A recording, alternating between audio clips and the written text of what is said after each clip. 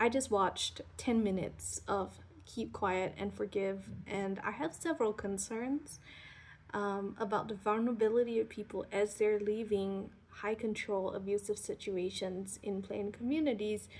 That there can be a predatory aspect to people who have left and are trying to usher them and shepherd them into a different religious environment that is high control and spiritually coercive in an entirely different way.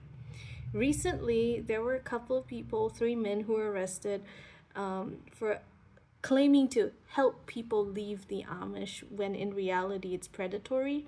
I have had a friend who was saved from such a predatory organization that really it amounts to trafficking because you're helping someone leave, but you're not taking them to a licensed shelter. Now, I believe that survivors should tell their stories and that we should listen and learn from them.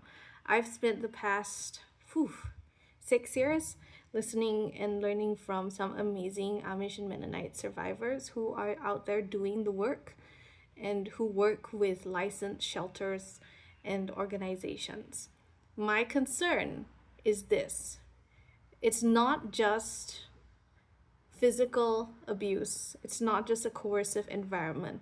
Spiritual abuse is something we absolutely have to look out for. And when anyone wants to help someone coming out of an abusive situation, that's when they're the most vulnerable. That's when they're actually the most vulnerable to all kinds of abuse, including spiritual abuse.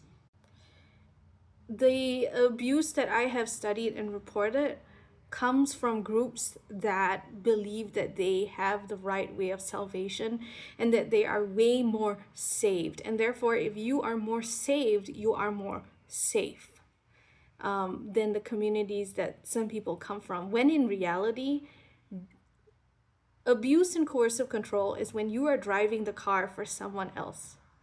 And if someone is trying to leave, if you take on a spiritual component to this help and attempt to use Bible verses or biblical counseling or whatever it is, they are in incredible danger of being manipulated in a different way and being betrayed again.